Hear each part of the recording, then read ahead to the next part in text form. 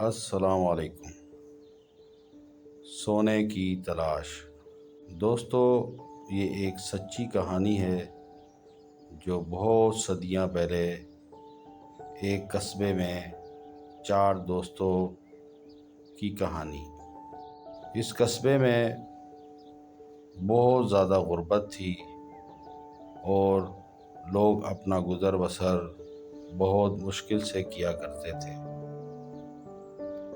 یہ پہاڑوں سے گری ہوئی ایک وادی تھی اور یہاں پر کرنے کو صرف کھیتی باڑی تھی، وہ بھی بارش کے پانی سے فصلیں اگا کرتی تھی، اور اگر کسی سال بارش نہ ہوتی تو قحط کا عالم پڑ جاتا۔ یہاں چار دوست رہتے تھے۔ وہ اپنی مفلسی، غربت اور تنگ دستی سے بہت پریشان تھے۔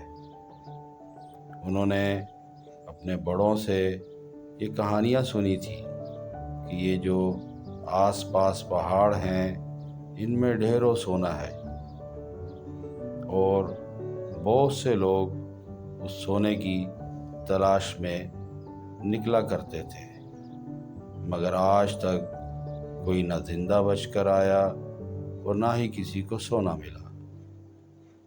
تو یہ دوست اکثر اس سونے کی تلاش کے بارے میں گفتگو کرتے اور پلان بناتے۔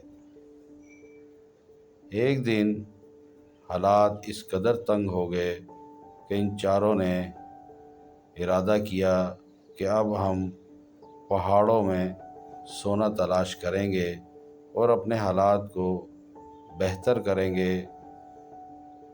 چنانچہ گاؤں قصبے کے تمام لوگوں کو اکٹھا کیا گیا اور انہوں نے اپنا ارادہ گاؤں والوں پر ظاہر کیا۔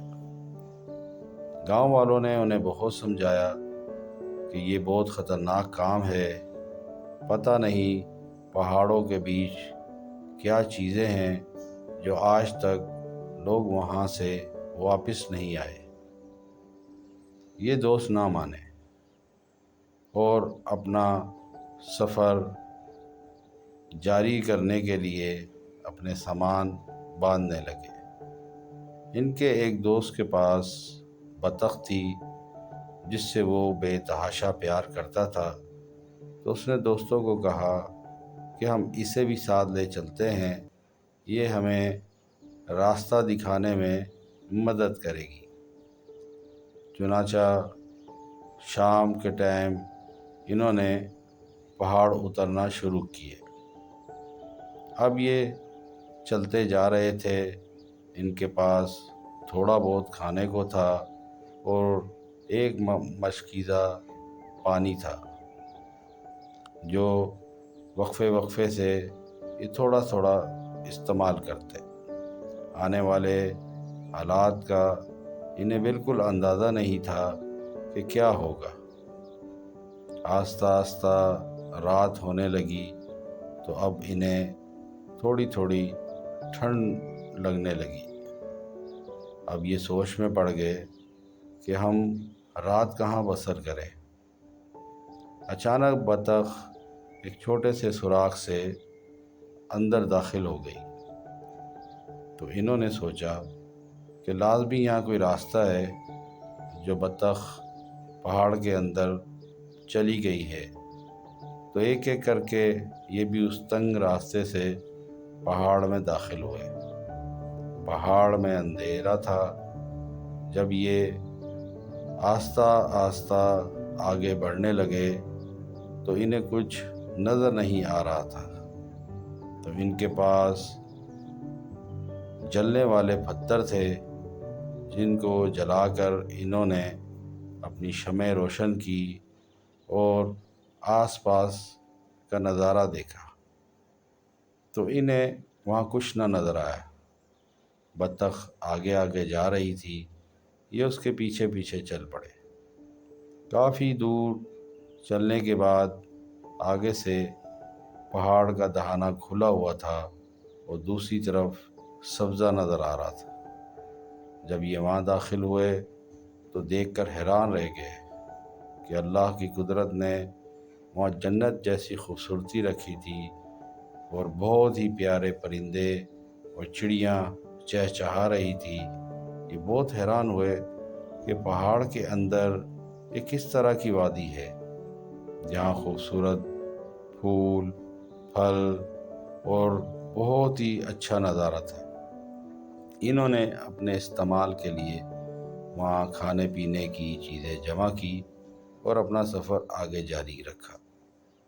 مزید جب یہ اور آگے گئے تو وہاں چٹانوں نما پہاڑوں سے ان کا واسطہ پڑا، جہاں نوکیلی چٹانیں بہت کثرت سے تھی جس پر چلنا دشوار تھا۔ ان تینوں کے پاس کوئی شوز نہیں تھے، کوئی جوتیاں نہیں تھی۔ انہوں نے کھال سے اپنے پاؤں کو ڈھانپا ہوا تھا، مگر چوتھے دوست کے پاس ایک مضبوط جوتے کا جوڑا تھا جو اسے کہیں سے ملا تھا۔ تو انہوں نے کہا کہ تم آگے چلو تاکہ ہمیں راستہ بنانے میں آسانی ہو۔ مختصر یہ چلتے رہے، پہاڑ در پہاڑ، پہاڑ در پہاڑ، اور اسی اثناء میں ان کو کئی دن بیت گئے۔ اب یہ عالم تھا، نہ پانی تھا، نہ خوراک تھی، اور نہ ہی ان کے پاس کوئی بستر تھا، اور کپڑے بھی پہاڑوں کی رگڑ لگنے سے جگہ جگہ سے پھٹ چکے تھے۔ یہ بہت پریشان تھے، راستہ بھی بھٹک چکے تھے، واپسی کا بھی انہیں کچھ معلوم نہ تھا۔ ایک رات یہ ایک غار میں سو رہے تھے تو شدید بھوک کے عالم میں تینوں دوستوں نے کہا کہ اگر ہم اسی طرح رہے تو بہت جلد مر جائیں گے، کیوں نہ ہم اس بطخ کو ذبح کریں اور آگ پر بھون کر کھائیں تاکہ ہم کچھ اور زندہ رہیں۔ انہیں ڈر تھا کہ ان کا دوست اس چیز کی اجازت نہیں دے گا اور وہ ان سے ناراض ہوگا، مگر کیا کرتے، بھوک چیز ہی ایسی تھی۔ انہوں نے اس بطخ کو ذبح کر کے کھا لیا اور تھوڑا سا گوشت اپنے اس دوست کے لیے رکھ دیا جس کی یہ بطخ تھی۔ جب صبح ہوئی وہ اٹھا اور اسے سب سے پہلے اپنی بطخ کی فکر ہوئی۔ بطخ کو کافی ڈھونڈا، وہ نہ ملی تو دوستوں نے اسے سارا ماجرا سنا۔ وہ بہت ناراض ہوا، مگر پھر اپنے دوستوں کی لاچاری کو دیکھتے ہوئے خاموش ہو گیا۔ مگر اس نے کہا کہ تم لوگوں نے بہت غلط کیا، کیونکہ بطخ ہمیں راستہ دکھاتی تھی جہاں ہم مشکل میں ہوتے تھے، تو یہ ہمیں کوئی نہ کوئی راستہ دکھا دیتی تھی۔ غرض اسی طرح یہ پہاڑ کا سلسلہ طے کرتے رہے اور آخر کار ایک کھلی وادی میں پہنچ گئے، جہاں انہیں کچھ لوگ ملے اور انہوں نے ان سے ان کے آنے کا معاملہ دریافت کیا۔ تو اس لڑکوں نے کہا کہ ہم اس سلسلے میں یہاں سونے کی تلاش میں آئے، تو وہ لوگ مسکرانے لگے اور کہا یہاں کئی لوگ آئے مگر آج تک کسے بھی سونا نہیں ملا، کچھ لوگ مارے گئے اور کچھ واپس چلے گئے۔ ہمارا تمہیں مشورہ ہے کہ وقت برباد مت کرو، جو تمہیں رکھی سکھی اللہ تعالیٰ نے دی ہے اس پہ راضی رہو اور اپنے علاقوں کی طرف واپس جاؤ۔ انہوں نے کہا کہ ہم راستہ بھول چکے ہیں، ہم کس طرح جائیں؟ تو وہاں ایک بزرگ اور عقل مند دانش موجود تھا۔ اس نے کہا سورج جب غروب ہو تو تم اس طرف سفر شروع کر دو، اور جب سورج طلوع ہو تو پھر رک جاؤ۔ جب دوسرے دن سورج پھر غروب ہو تو پھر اپنا سفر شروع کرو۔ اس طرح تم ایک خاص مدت اور فاصلے تک کسی علاقے میں پہنچ جاؤ گے۔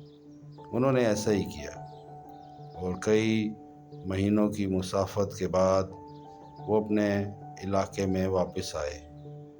اب علاقے والے بہت خوش تھے کہ یہ زندہ سلامت واپس آ گئے۔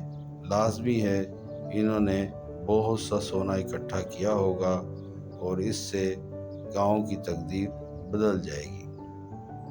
مگر جب انہوں نے اپنے حال کے بارے میں سب کو بتایا تو لوگ بہت مایوس ہوئے۔